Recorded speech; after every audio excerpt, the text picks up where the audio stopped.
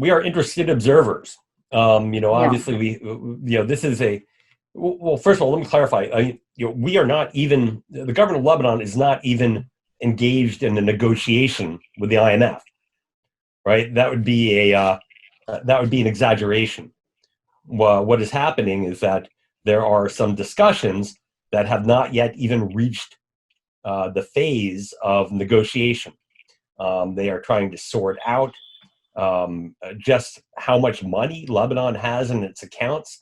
There are very different accounting standards, as you might have heard, between Lebanese banks, the Central Bank of Lebanon, and Western banks.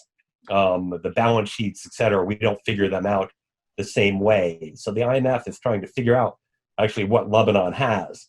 And then it's looking through the plan that the Diab government turned in and trying to ascertain how to make this more concrete, trying to work with the government. The government, of course, hasn't done a whole lot to push this forward. And maybe that's a product of their coalition partners being Hezbollah, and Hezbollah being opposed, I think, viscerally to reform, which would undoubtedly hurt Hezbollah's ability to make a profit through illicit finance, et cetera, in the country. But so our role in the IMF is as observers. Like I said, we have a role in supporting or not supporting the IMF when they get to a program, but that is entirely dependent on how we see Lebanon's commitment, the government of Lebanon's commitment to reform. But we're really far away from that. I'd say we're several months away from that, regrettably, right now.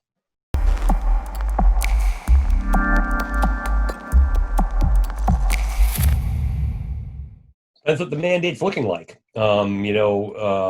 Listen, we're in discussions right now with at the UN with the pen holder on UNIFIL. Yeah. We see many problems with UNIFIL. We see that UNIFIL has not been able to carry out its mandate, right? I'm not just talking about these 4 tunnels where, that the attack tunnels that Hezbollah had built into Israel, that even one of them, Israel filled with cement, and you could see from the air the cement emerging in Lebanon, and UNIFIL couldn't even get onto that piece of property. So, I mean, this is obviously ridiculous, right? But beyond that, the fact that there are so many areas of so-called private property, and these are the areas where Hezbollah's NGO, Green Without Borders, right, basically establishes environmental areas that are in fact military bases. And there were 3 of them a year and a half ago, and today there are 16 of them. So Hezbollah continues to expand its military basing in South Lebanon under the watchful eye of UNIFIL. UNIFIL, which was in 2007 increased under the mandate 1701, was increased to a cap of 15,000 troops.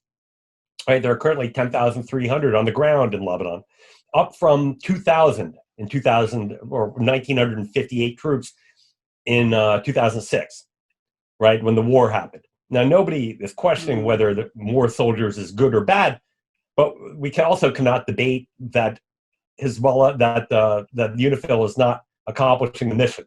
So we're looking either to strengthen the mandate or to have the numbers be more commensurate with what UNIFIL is doing on the ground. And we're engaged with a discussion with our allies, our partners at the UN right now about that, and we'll see where we go. There are things that the UNIFIL does that are very useful. I think their presence along the blue line is calming, is de-escalatory, it's positive. That's good. We support that. We think the maritime interdiction is good. It has some positive role. We also think the tripartite mechanism, whereby IDF troops meet with LAF troops under UN auspices to talk about important issues along the blue line. I think those are all valuable things, and we're all looking to maintain those at appropriate levels. We're not looking to get rid of UNIFIL. We just either want to make it better or make it size appropriate.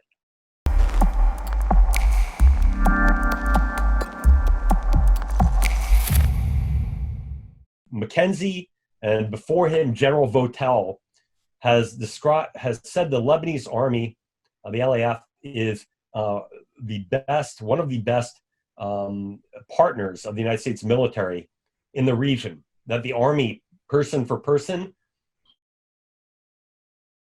is among the most capable armies in the Arab world. And I would say, and I'm going to define that better. I mean, Votel and I think Mackenzie have just said that Lebanon is an outstanding counterterrorism partner. I would say that, the Lebanese Armed Forces is an outstanding counterterrorism partner. I'd say that they are an outstanding counterterrorism partner in fighting Sunni jihadi terrorism.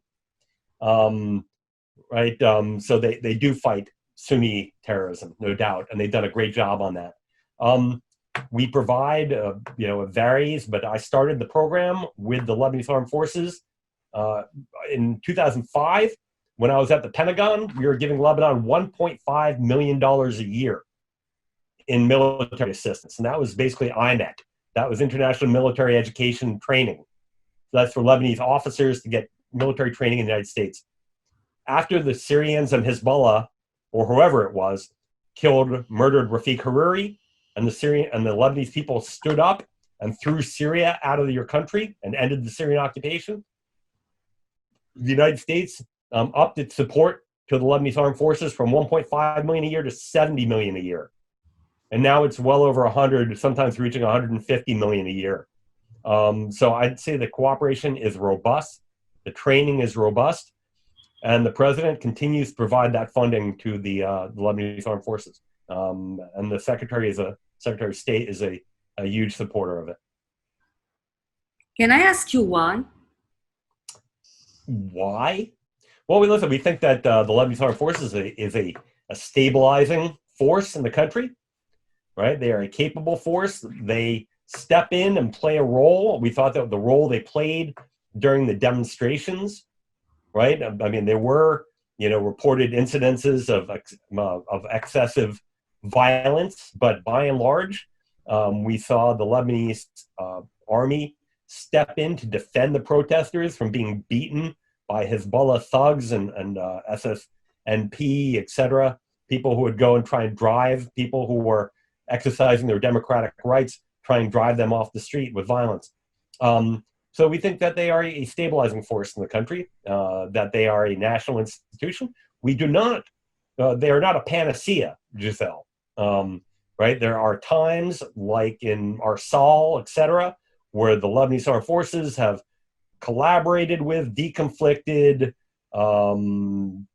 shared information with, cooperated with Hezbollah. We do not support that.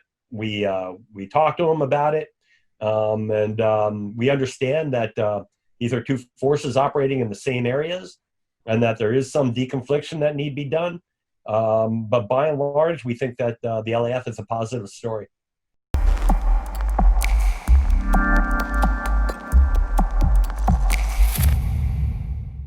We've made it clear that we will not support IMF program until the government of Lebanon identifies and implements reforms, right? They demonstrate that they are serious about reform.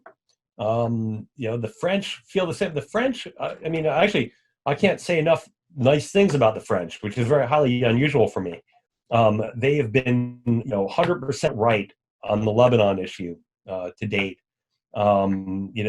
Usually they've got a very soft spot in their heart for the Lebanese, as I do personally. But no, they said no, that we cannot do this unless we're not doing a Paris 3, a Paris 4, a Paris 5, 6, etc. We've been through this before, and we end up in the same place a year from now. And so it kills them to see you suffer like this, just as it does for me. It pains me to see the currency, to see Lebanese people eating out of garbage cans, or Lebanon looking like Argentina, right, in the bad old days. It's painful, and I'm sure it's much worse for you. And at the same time, if we stick to this and eventually come to some government that will embrace these reforms, then there may be a chance for systemic change in Lebanon.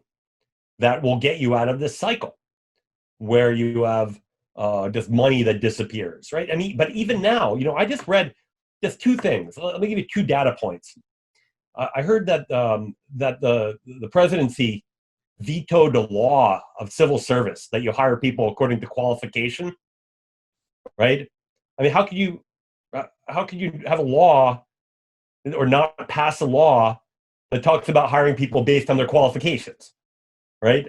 What should you hire on based on your religious group or your sectarian group? I don't know. The second thing that sort of, you know, makes me sort of wince in terms of commitment to reform or the absence thereof is that I just read that the Lebanese government wants to move ahead with the construction of 3 electricity plants, right? 3 power plants, right? Now, Lebanon needs electricity, but the IMF and others have advised that Lebanon build 1, right? So why do you need 3? Well, you need 3 so you can have it in this person's area, and then you can have it in that person's area, and then the other person's area, so everyone can make money or hire their friends, right? This is not a government or a solution that suggests to me that people care about reform. This is business as usual. And so we are still, what is it, 130 or 140 days into this government in roughly the same mindset as we are when the pound was at 1,800 per dollar, or the lira was at 1,800 a dollar. And today it's what, 8,000, 8,500? And we got to do better. We got to do better, and we're going to keep on pushing so that they do better.